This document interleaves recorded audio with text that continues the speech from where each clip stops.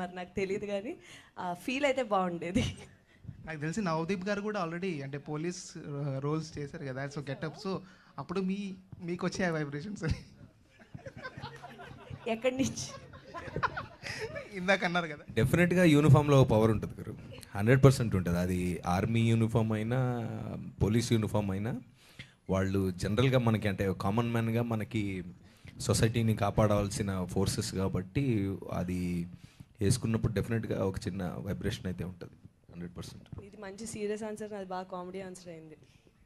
యూనిఫామ్లో power అటువంటిది.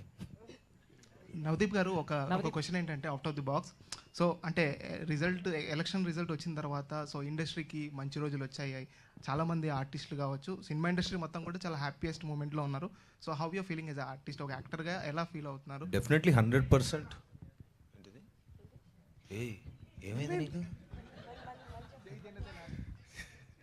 ఓహో అదే లేదు, డెఫినెట్గా ఇప్పుడు మన ఇండస్ట్రీ నుంచి వెళ్ళిన ఒక పవర్ఫుల్ సూపర్ స్టార్ ఒక ఇండియా చరిత్రలో లేనటువంటిగా 100% సక్సెస్ని కొట్టడం, ప్లస్ ఆ మనిషి మనకి ఎన్ని సంవత్సరాల నుంచి తెలుసు, ఆ మనిషి ఆ పవరు ఎలాంటి స్టేట్ని ఎలాంటి పరిస్థితిని అంటే ఆయన పర్సనల్గా ఇంట్లో ఉండుంటే ఎంత ఎంజాయ్ చేసేవాళ్ళో అందరికీ తెలుసు. అది పక్కన పెట్టి మా ప్రజల కోసం వెళ్ళి ఆయన ఇన్ని సంవత్సరాలుగా పడ్డ కష్టానికి ఈరోజు రిజల్ట్ రావడం అనేది అసలు అంటే అలా రావడం అనేది 100% it's a phenomenal thing.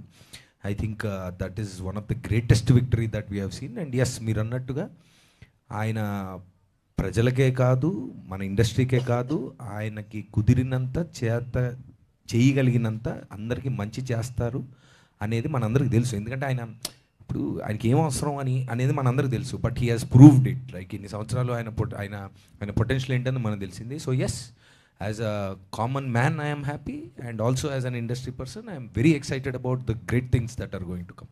Thank you. ఈరోజు కల్కి కూడా ఏదో 1 AM షో ఏదో రాబోతుంది అనేది వచ్చింది, ఆల్రెడీ స్టార్ట్ అయింది, టైం స్టార్ట్ అయ్యింది, అంతే కథం. చాందిని గారు